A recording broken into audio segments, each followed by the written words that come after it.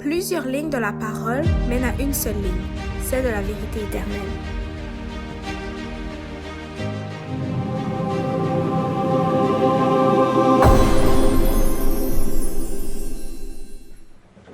Je suis content d'être avec vous aujourd'hui pour partager la parole du Seigneur. Je suis béni dès le début du culte, grâce à des chants de louange que Aravna a chanté avec nous, un bel psaume que notre sœur Chantal a lu pour nous, des belles prières que nous avons entendues et les témoignages, tout cela sont faits pour la gloire de Dieu et nous sommes bénis. Ce matin, j'ai un message très important pour vous et c'est ce message « Jésus revient bientôt » qui a amené l'Église adventiste à l'existence, la compréhension que Jésus doit revenir bientôt. Donc, c'est ce message que nous allons la possibilité de partager avec vous et j'espère que vous allez être bénis à travers ce message. Juste avant de commencer, nous allons prier avec vous. Je prie à genoux. Et je vous demande de garder un peu de révérence pendant la prière.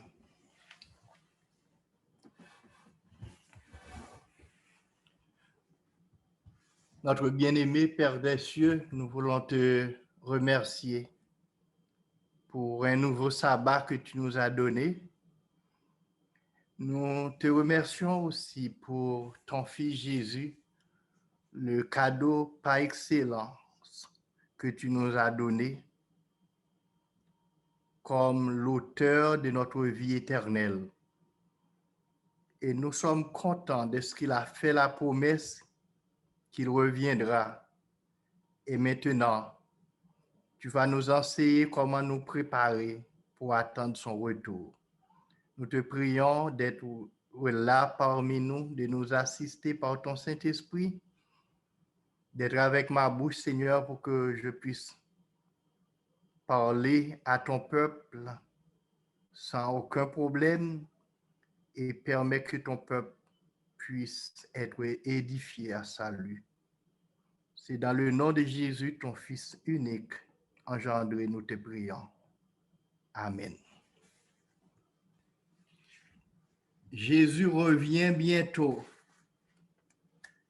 C'est notre bienheureuse espérance. Tous les chrétiens à travers tout le globe, peut-être ont des compréhensions différentes de la manière que Jésus doit revenir, mais les chrétiens en général croient que Jésus doit revenir. Alors, ce matin, nous allons voir les belles promesses que Jésus a faites concernant son retour et nous sommes sûrs que ces promesses sont certaines et véritables. Comment il va faire ses promesses? Comment il va réaliser ces promesses qu'il a faites? Apôtre Paul nous parle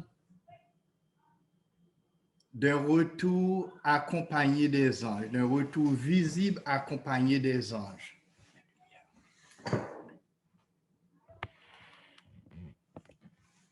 Dans 1 Thessaloniciens 4, versets 16 à 18, il nous dit car le Seigneur lui-même a un signal donné à la voix d'un archange et au son de la trompette de Dieu descendra du ciel et les morts en Christ ressusciteront premièrement.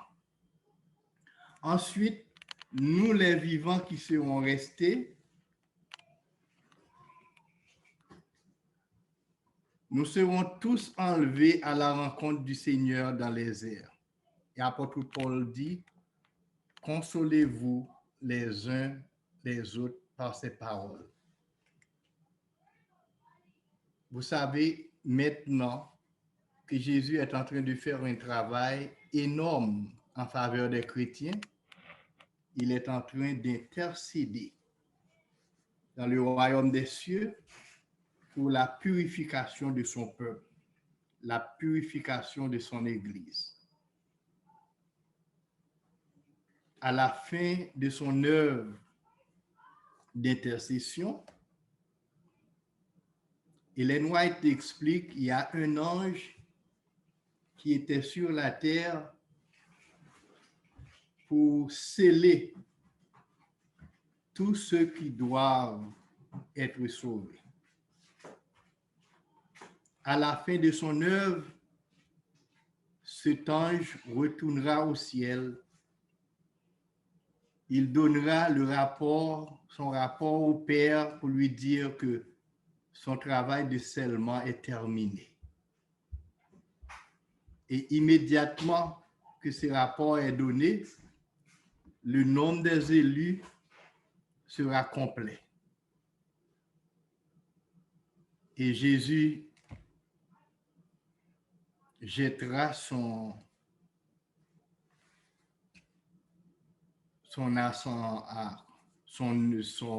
appareil d'intercession par terre, et en ce moment-là, il dira, tout est accompli.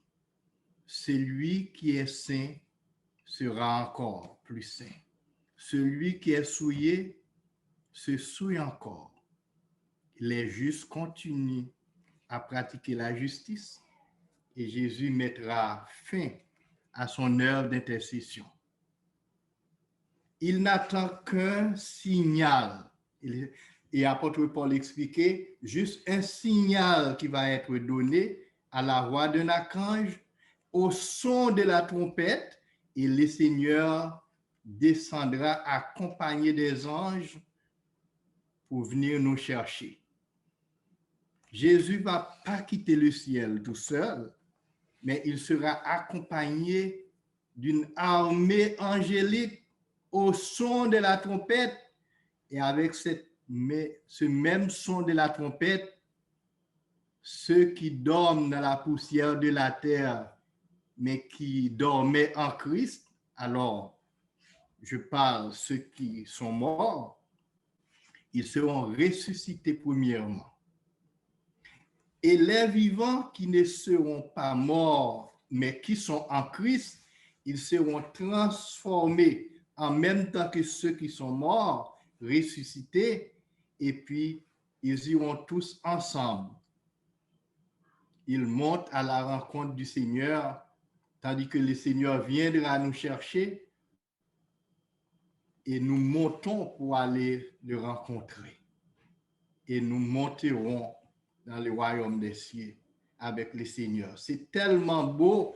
Apôtre Paul continue pour nous dire, consolez-vous donc les uns les autres par ces paroles. Notre Sauveur reviendra, notre délivrance approchera. Donc, c'est une consolation pour l'Église, pour ceux qui l'attendent pour le salut. Jésus, de sa part, a fait pas mal de promesses dans la Bible. Nous n'allons pas avoir le temps pour réviser toutes les promesses de Dieu, mais celle qui se trouve dans Jean chapitre 14, versets 1 à 3, retient notre attention. Jean chapitre 14, versets 1 à 3, que votre cœur ne se trouble point, croyez en Dieu et croyez en moi. Jésus demande aux disciples de croire à son Père et de croire en lui. Il y a plusieurs demeures dans la maison de mon Père. Si cela ne t'est pas, je vous l'aurais dit, je vais vous préparer une place. Et lorsque je m'en serai allé et que je vous aurai préparé une place, je reviendrai et je vous prendrai avec moi, afin que là où je suis, vous y soyez aussi. À noter qu'il y a plusieurs demeures existantes dans le royaume des cieux. Ces demeures sont déjà là. Ce n'est pas des demeures qu'on va construire. Mais Jésus fait une promesse, je vais vous préparer une place. Cela veut dire ceux qui combattent avec lui le bon combat de la foi, Jésus voulait leur réserver une place spéciale, mais ce n'est pas séparé de lui, afin que là où je suis, je voudrais aménager cette place au même endroit que je suis.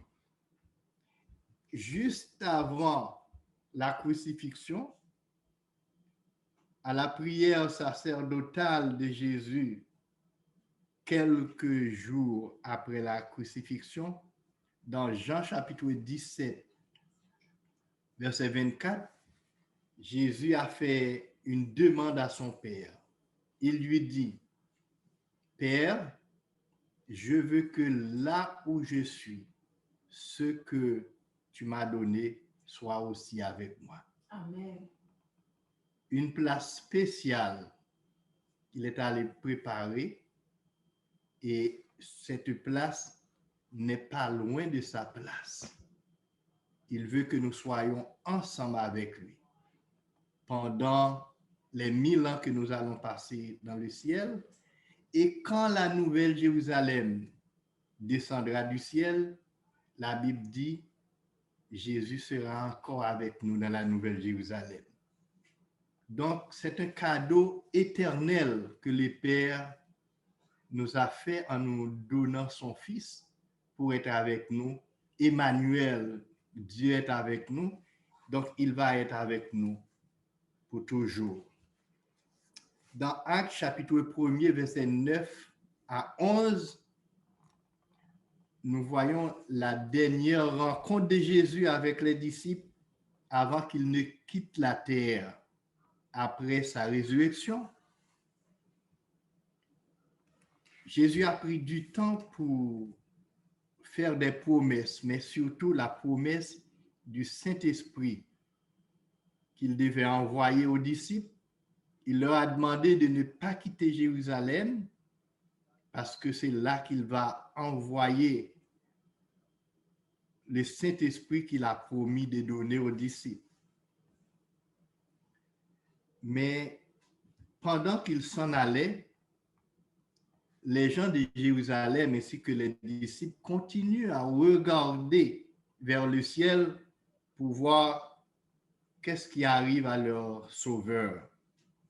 Il y a 2 anges qui ont apparu avec des vêtements blancs qui disent « Ne tardez pas à regarder, concentrez-vous de préférence sur son retour. » Et immédiatement, les disciples quittent ce lieu. Ils étaient allés prier pour recevoir le Saint-Esprit pour qu'ils puissent annoncer le retour du Christ. Le message est clair.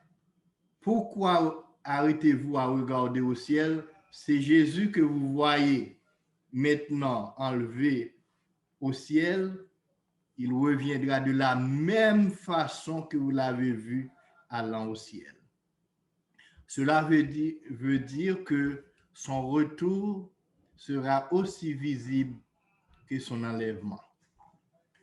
L'Apocalypse chapitre 1er, verset 7, il dit « Voici, il vient sur les lieux, tout œil le verra, même ceux qui l'ont percé, même les méchants. » Ellen White parle de la résurrection partielle.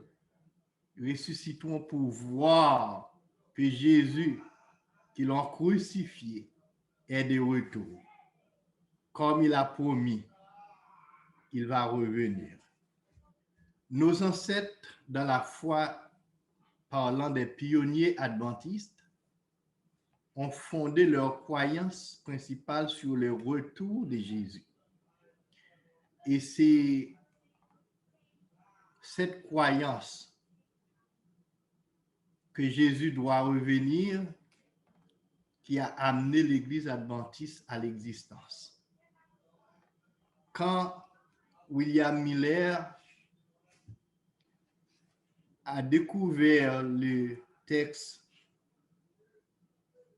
Daniel chapitre 14, verset 8, 2300 soirs et matins, puis le sanctuaire sera purifié.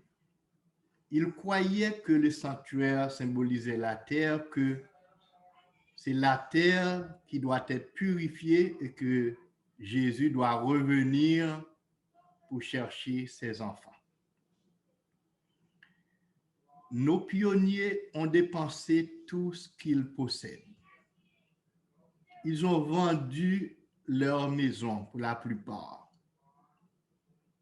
Ils prêchaient l'évangile avec toute leur force, toute leur âme, toute leur connaissance.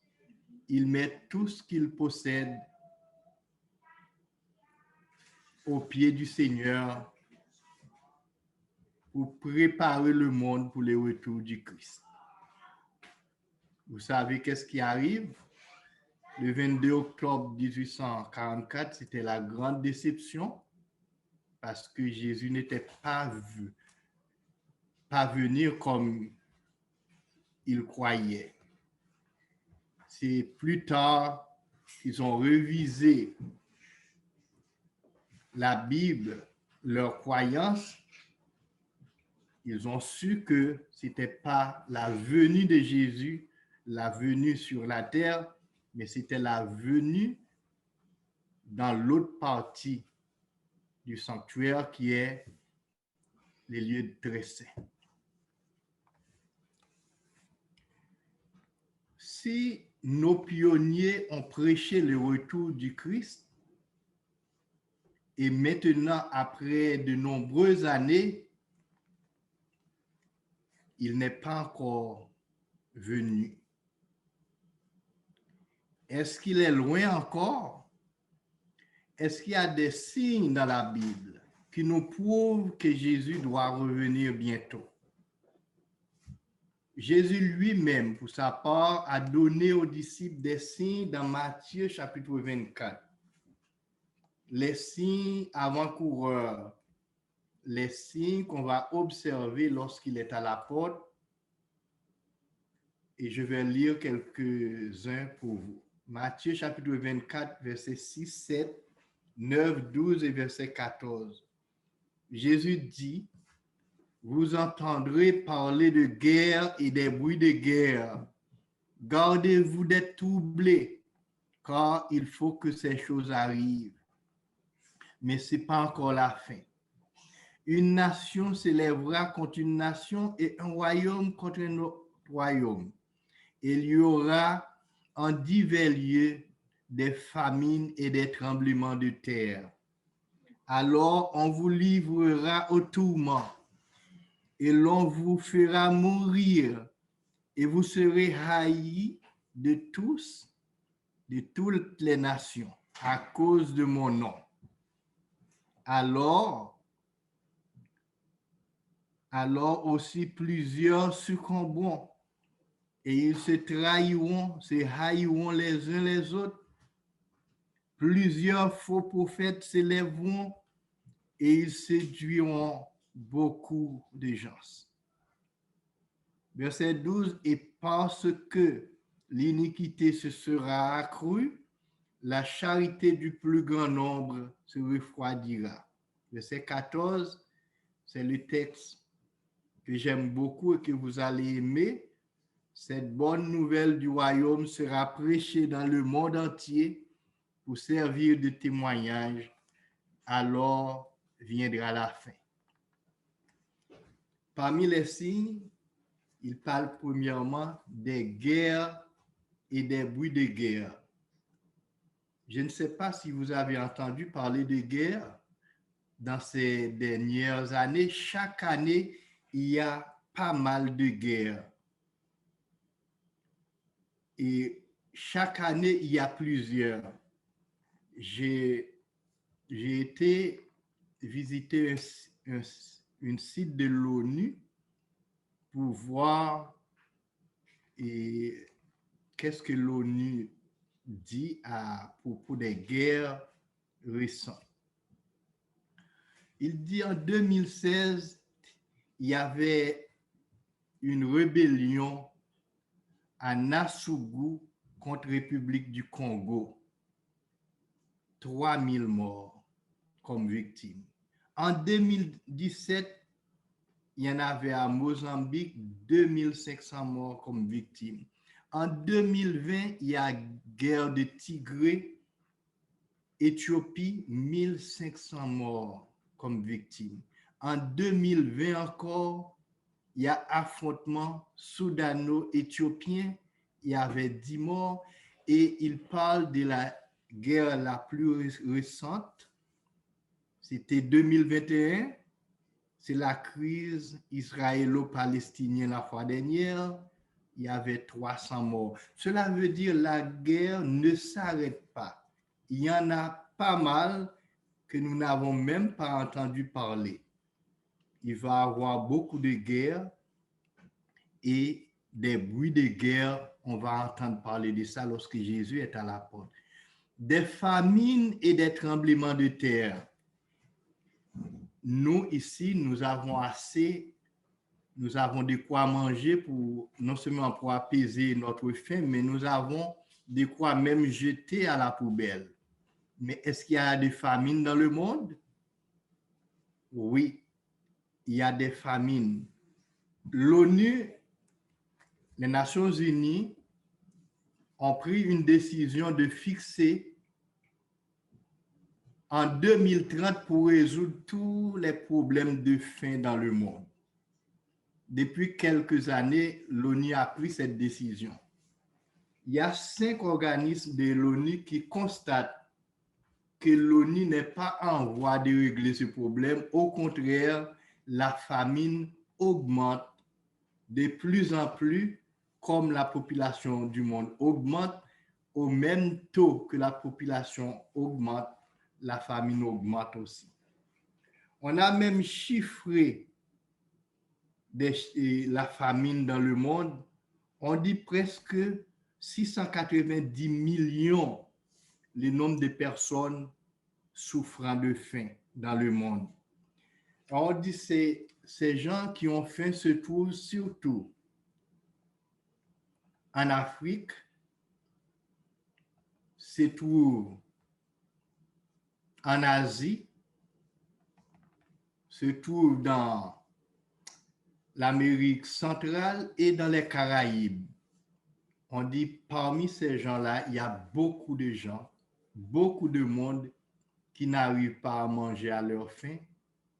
Donc l'ONU n'est pas en voie de régler ce problème. C'est le retour de Jésus qui va régler ce problème. Quand Jésus reviendra, il n'y aura plus de famine. C'est une bonne nouvelle, frères et sœurs. Bien que nous ne sommes pas, nous n'avons pas faim, nous avons de quoi manger ici, mais il y en a beaucoup qui ont souffert à cause de la famine. Des persécutions et la haine les uns aux autres, il y a persécution partout. Même si ici, on a ce privilège, on peut parler de Dieu, on n'est pas persécuté, mais il y a des coins de la planète, on ne peut pas parler ouvertement. Il y a des persécutions. Des faux prophètes et des séducteurs se lèveront. C'est ça que Jésus nous dit. Dans 2 Timothée 3, verset 4, apôtre Paul dit, les hommes détesteront la saine doctrine, mais ils auront une démangeaison pour les fables. Les hommes voudront écouter les fables, la philosophie, mais les hommes détesteront la saine doctrine du Seigneur. Quand on parle de Jésus comme étant le Fils de Dieu, les hommes ne voudront pas écouter ça. Parler de seul Dieu, le Père, bien que ça se trouve dans la Bible, mais ça ne charme pas l'oreille des gens. Ils préfèrent les fables. La Bible dit, ils seront ennemis des gens de bien. Ils ne voudront pas entendre les bonnes choses. Tout cela arrivera avant le retour de Jésus. Le verset 12 dit que augmentation de l'iniquité et diminution de la charité. L'amour va refroidir. Les hommes vont pas porter attention aux problèmes de leurs frères et de leurs sœurs. Chacun pour soi, Dieu pour tous. Et les gouvernements seront aux prises avec des problèmes assez sévères, assez sérieux. Les gouvernements ne pourront rien faire. Verset 14, Matthieu 24, la proclamation de l'évangile éternel. La bonne nouvelle du royaume doit être prêchée dans le monde entier et c'est ça qui va permettre que Jésus revienne. Pour servir de témoignage, même quand tout le monde ne va pas accepter la parole de Dieu, on ne s'attend pas à voir tout le monde se convertir. Il y a bien des gens qui ne vont pas accepter la parole de Dieu, qui ne vont pas accepter le message du salut. Ils vont avoir toujours de démangeaisons d'écouter des fables au lieu de la saine doctrine, mais pour servir de témoignage, il faut que cette bonne nouvelle du royaume soit prêchée. C'est le message des 3 anges, la bonne nouvelle du royaume. Donc, les serviteurs de Dieu auront ce privilège de hâter le retour de Jésus. Vous et moi qui m'écoutez, vous qui êtes dans la vérité présence, c'est votre privilège de hâter le retour du Christ. Qu'est-ce que vous faites avec ce message, l'évangile éternel, le message de 3 anges? Ce message-là doit être prêché à toutes les nations, à toute tribu, tout peuple et toute langue, au moins pour servir de témoignage.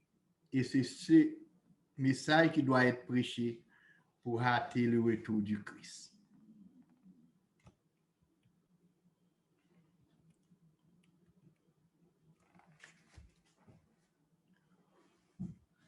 Roi des rois et Seigneur des seigneurs. Dans Apocalypse chapitre 19, versets 11 à 16, c'est très connu pour vous parce que ça fait partie de nos leçons. Puis je vis le ciel ouvert et voici parut un cheval blanc. Celui qui le montait s'appelle fidèle et véritable. Celui qui combat avec justice. Ses yeux étaient comme une flamme de feu. Sur sa tête étaient plusieurs diadèmes. Il avait un nom que personne ne connaît si ce n'est lui-même. C'est Jésus le roi qui doit venir. Et il était revêtu d'un vêtement teint de sang. Son nom est la parole de Dieu. Les armées qui sont dans le ciel le suivaient sur des chevaux blancs, revêtus de fin lin blanc pur, et de la bouche de celui qui était monté sur le cheval blanc sortait une épée aiguë pour frapper les nations. Il les pètera avec une verge de fer.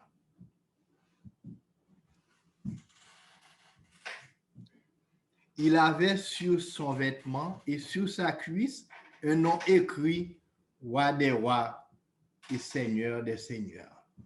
Ça, c'est le retour de Jésus. C'est juste pour vous dire Jésus ne viendra pas comme le bébé de Bethléem. Il ne sera pas venu comme Emmanuel, Dieu avec nous, juste pour mourir et pour sauver le monde. Non. Cette fois-ci, les méchants n'auront pas cette occasion de faire tout ce qu'ils veulent avec Jésus.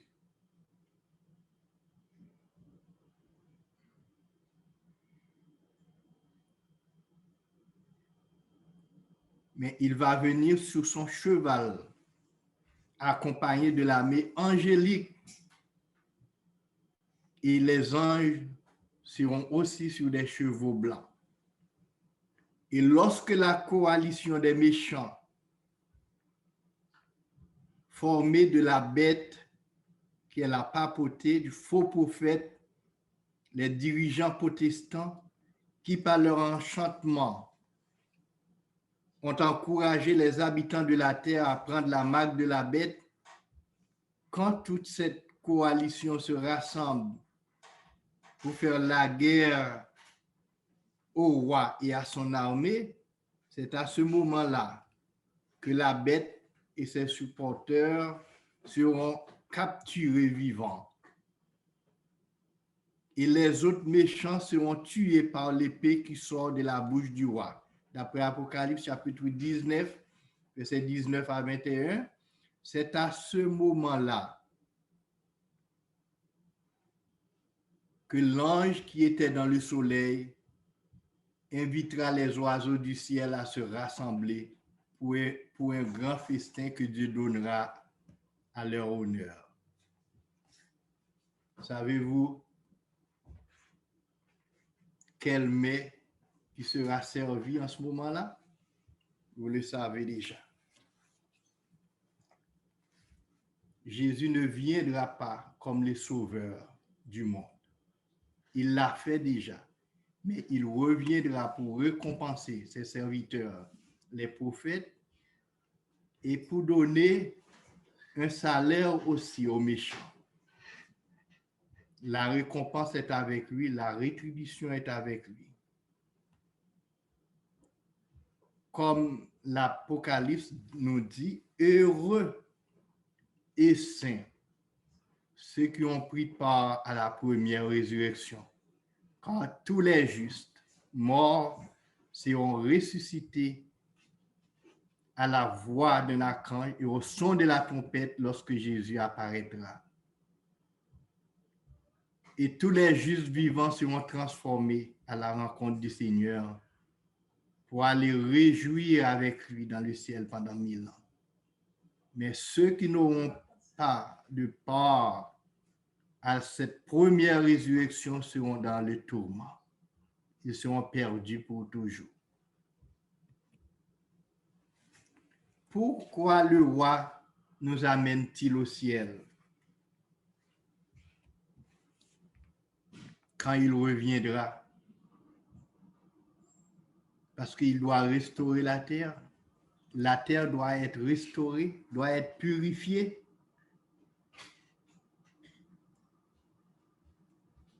Tandis que par les mêmes paroles, apôtre Pierre dit, les cieux et la terre d'à présent sont gardés et réservés pour le feu, pour la ruine des hommes impies. Apôtre Pierre qui dit par les mêmes paroles que les cieux et la terre ont été formés, et c'est par ces mêmes paroles qui sont réservées pour le feu. Ils seront purifiés par les mêmes paroles de Dieu. Le feu va descendre pour purifier la terre. Mais nous attendons selon sa promesse de nouveaux cieux et une nouvelle terre où la justice habitera. Nous disons Amen.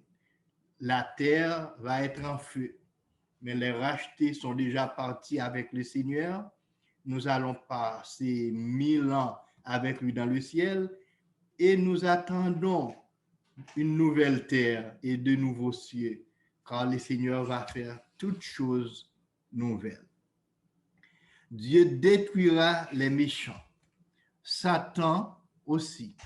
Le péché détruira les méchants, Satan et les péchés définitivement. Il purifiera la terre par le feu de toutes les cochonneries que Satan y a amenées pour la redonner au saint dans sa beauté originale. Il nous emmènera au ciel pour 1000 ans, tandis que la terre est réduite en un désert ténébreux. Un seul personnage sera trouvé sur la terre, dans l'abîme, c'est Satan. Mais nous, les rachetés, nous serons au ciel. Les méchants seront tués. Il n'y a personne pour les enterrer. Et les oiseaux vont festoyer.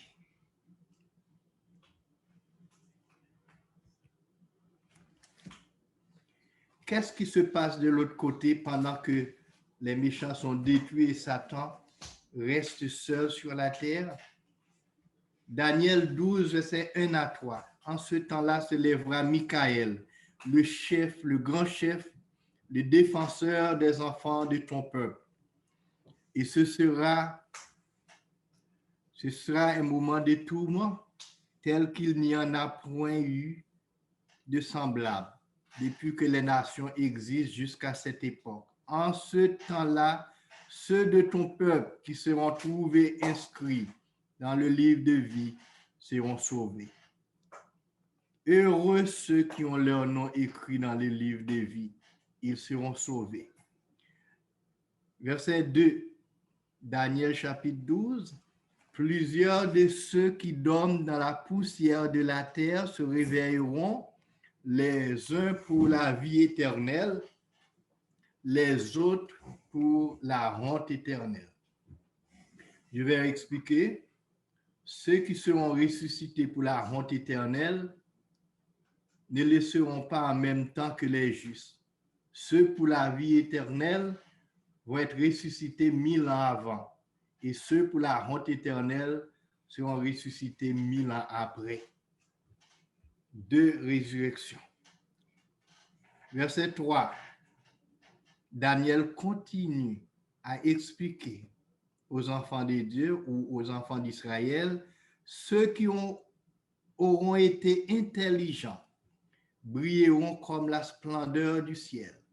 Et ceux qui auront enseigné la justice à la multitude brilleront comme des étoiles à toujours et à perpétuité. Amen.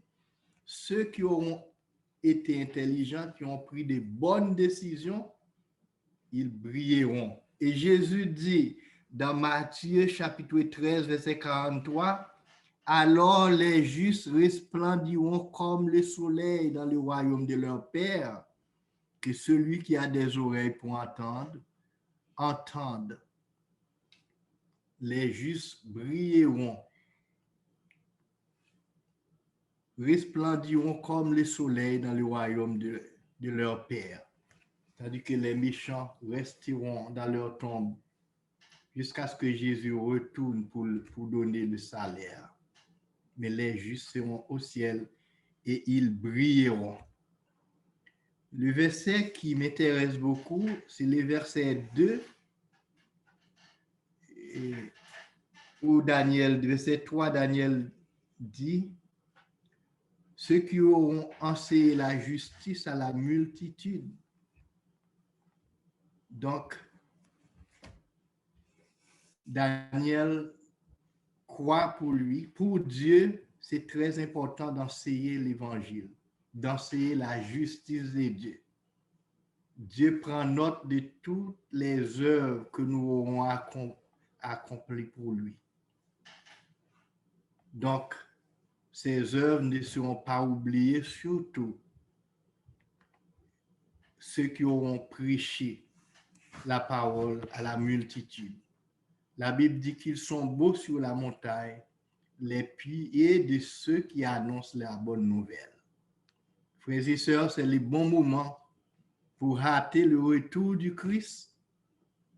il faut aller parler de cette bonne nouvelle, surtout le message des 3 anges, l'évangile éternel. Dieu compte sur vous et sur moi.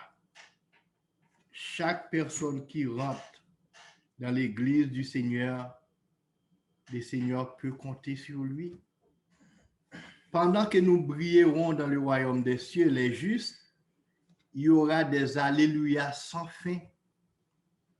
Il y aura un moment de louange qu'on n'a jamais vu, une louange qu'on n'a jamais entendue sur la terre, d'après Apocalypse chapitre 19, versets 1 à 7. Après cela,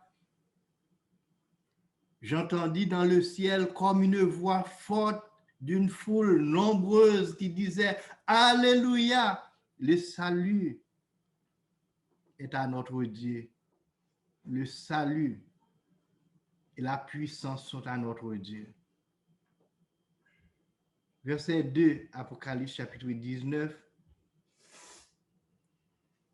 Parce que les jugements ces jugements sont véritables et justes, car il a jugé la grande prostituée qui corrompait toute la terre de son impudicité, et il a vengé le sang de ses serviteurs en le redemandant de ses mains. La première fois que la foule dit Alléluia, c'est parce que le salut de notre Dieu est venu quand le roi descendra du ciel pour prendre ses rachetés. Mais deuxièmement, c'est à cause de ses jugements. Il a jugé Babylone. Il va donner la conséquence parce que Babylone a fait boire à toutes les nations du vin de son impudicité, et le Seigneur va se souvenir de Babylone pour lui donner ses châtiments. Et il dit une seconde fois, Alléluia, et sa fumée monte au siècle des siècles. Et les 24 vieillards et les 4 êtres vivants se prosterneront et adoreront Dieu qui est assis sur le trône en disant, Alléluia. C'est des Alléluia sans fin. Quand nous serons au ciel dans le royaume des cieux, les rachetés ne cesseront pas de citer Alléluia. Leur joie sera vraiment complète. Et une voix sortait du trône disant, louez notre Dieu, vous tous ses serviteurs, vous qui les craignez. Et j'entendis comme une voix d'une foule nombreuse, comme un bruit de gros eaux, et comme un bruit de tonnerre, disant Alléluia, car le Seigneur notre Dieu Tout-Puissant est entré dans son règne. Réjouissons-nous et soyons dans l'allégresse et donnons-lui gloire, car les noces de l'agneau sont venues. Les justes seront dans la réjouissance. Ceux qui auront fait la volonté de notre Dieu, qui ont accepté l'évangile du salut, seront dans l'allégresse. Ils ne cesseront pas de pousser des cris « Alléluia » parce qu'ils ont quitté la terre avec tous ces tourments, tous ces problèmes, les lots de calamités que nous connaissons maintenant disparaîtra. Tous les problèmes finiront. C'est ainsi que débutent les noces de l'agneau sur la mer de verre en faveur de tous ceux qui auront été intelligents et prendront de sages décisions de servir le vrai Dieu, et de tous ceux qui ont enseigné la justice avec la multitude. Ellen White, La grande controverse, 1884, page 410, tous ceux qui sont morts dans la foi au message du 3 anges sortent du tombeau glorifié pour attendre l'alliance de paix avec ceux qui ont gardé la loi. Tous ceux qui ont gardé les commandements de Dieu et tous ceux qui ont qui sont morts dans la foi au message des 3 anges sortiront glorifiés du tombeau pour entendre l'alliance de paix et pour voir leur Seigneur, leur Sauveur qui revient. J'aimerais poser une question en ce moment. À quelle catégorie identifiez-vous, vous qui m'attendez et qui ont la chance d'écouter ce message, à quelle catégorie identifiez-vous? D'un côté, il y a la bête et les faux prophètes qui sont capturés vivants et jetés au feu. Plus bas, il y a les autres méchants qui sont tués par l'épée qui sort de la bouche du roi Jésus et deviendra de la nourriture pour le festin des oiseaux carnivores. Une autre place, il y a Satan qui est enchaîné sur la terre tout seul pour 1000 ans. Mais de l'autre côté, il y a les saints, les intelligents qui seront au ciel pour 1000 ans avec Jésus. Et de là débutent les 1000 ans et ça commence avec le festin des noces de l'agneau. Et c'est Jésus lui-même qui aura l'occasion de servir les saints de la bonne nourriture du ciel. Les saints auront des transports d'allégresse et ils crieront sans cesse « Alléluia » pour des diverses épreuves qui ont été épargnées pour le salut de Dieu qui est venu. À quelle catégorie identifiez-vous? Il y a toujours de la chance, il n'est pas trop tard pour prendre de bonnes décisions. Soyez intelligents, car les intelligents brilleront comme des étoiles dans le royaume des cieux.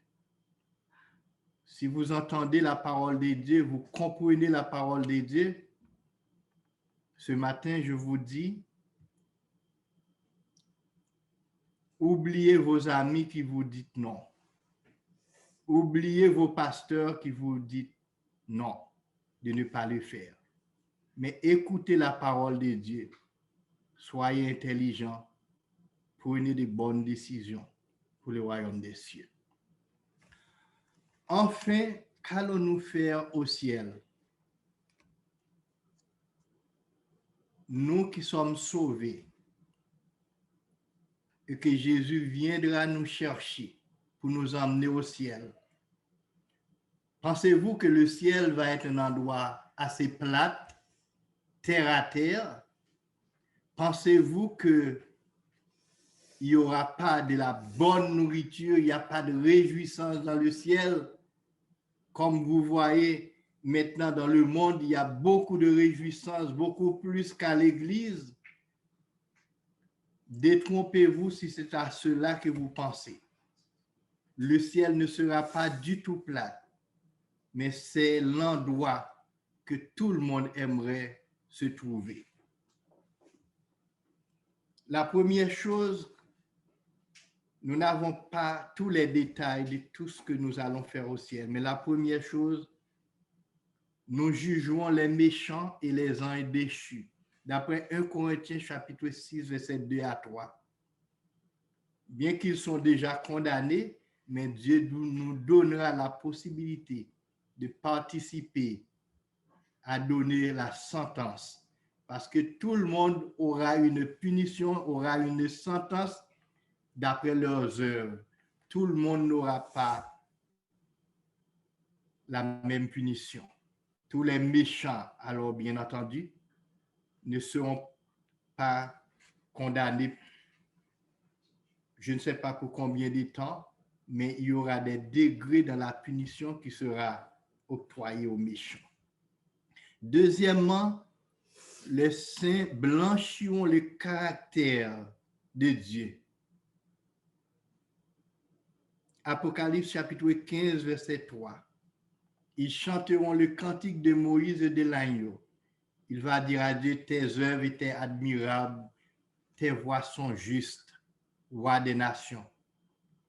Ellen White dit, lorsque Lucifer avait des griefs dans le ciel, il pensait que Dieu l'avait trompé.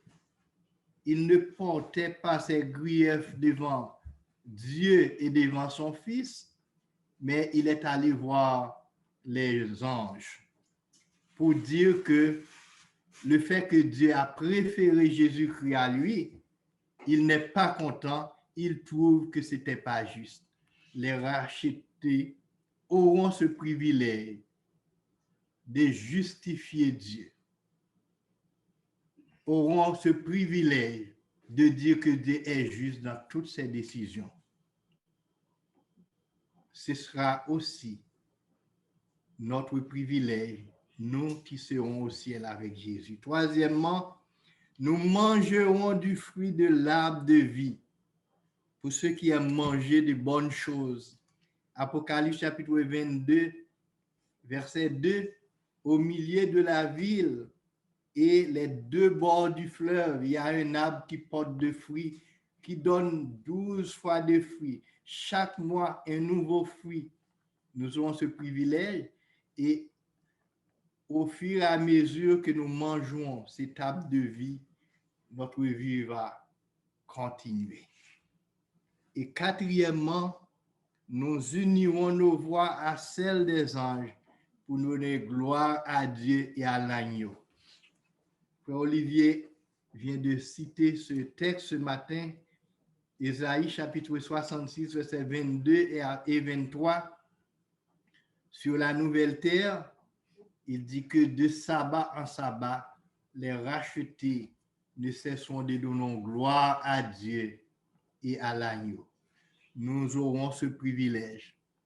Et enfin, nous aimerions citer un texte d'Ellen White qui donne beaucoup plus de précision.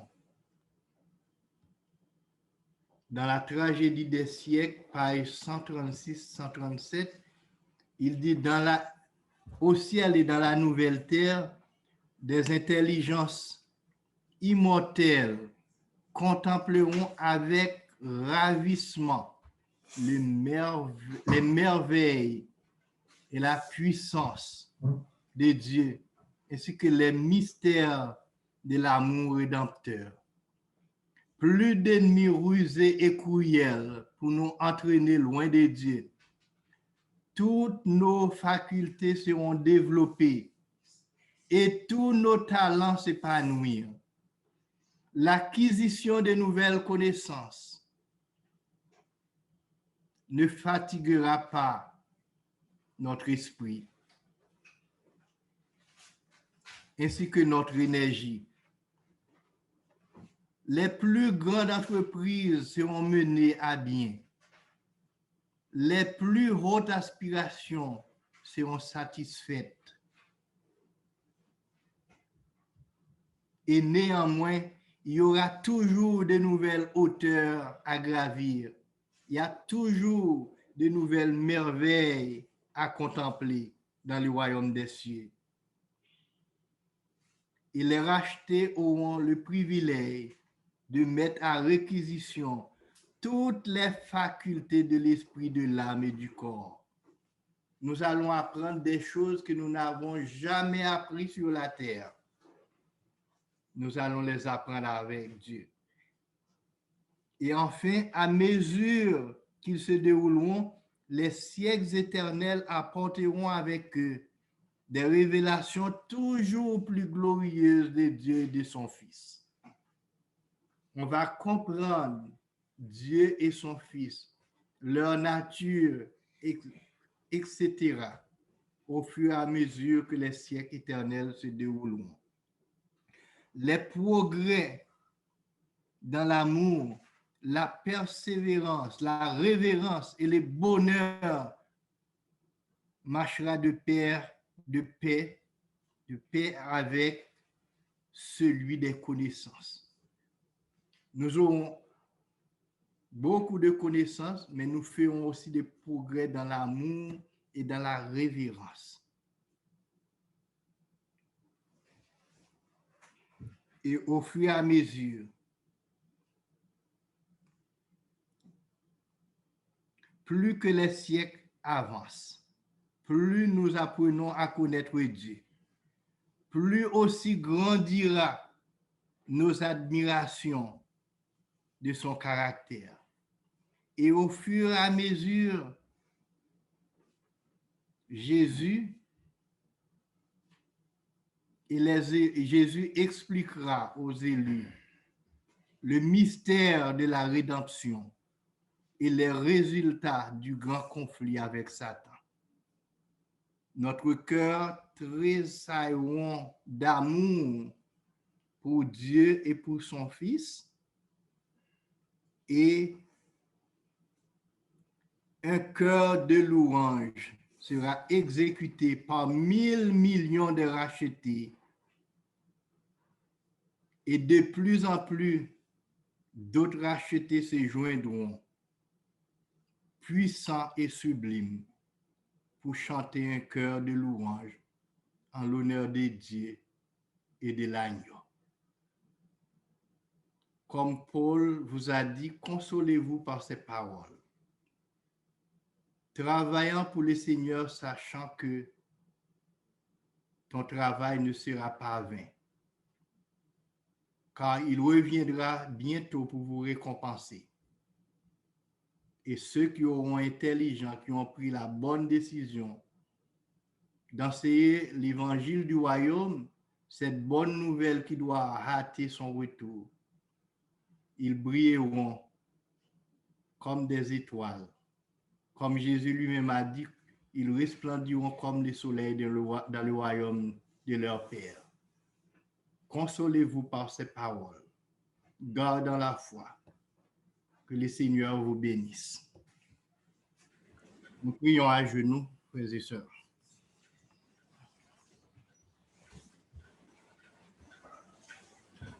Nous bénissons ton nom, notre bien-aimé Père des cieux, pour tes paroles réconfortantes à l'endroit de chacun de nous qui ont le privilège d'accepter le message du salut. Nous te remercions de ce que ton Fils ne nous ment pas. Il est allé préparer une place et il reviendra bientôt nous chercher. Et nous te remercions de ce que c'est lui qui est en charge de nous purifier, de nous préparer, tandis que son œuvre de purification est en cours. Il intercède en faveur de chacun de nous. Permets que tous ceux et celles qui entendent ce message remettent leur vie à Jésus pour leur préparation complète. Permets que chacun soit prêt, Seigneur, pour ce grand retour. En attendant, nous donnons notre voix, nous donnons notre possibilité. Nous contribuons avec notre argent pour faire avancer la cause du Seigneur. Car cet évangile doit servir de témoignage et hâter ton retour. Accepte chacun de nous et renvoie-nous chez nous avec ta paix, ta grâce et tes plus riches bénédictions. Nous te demandons ces faveurs dans le nom précieux de Jésus, ton Fils. Amen. Amen. Merci d'avoir écouté cette vidéo. Pour plus de contenu, abonnez-vous sur notre site Internet.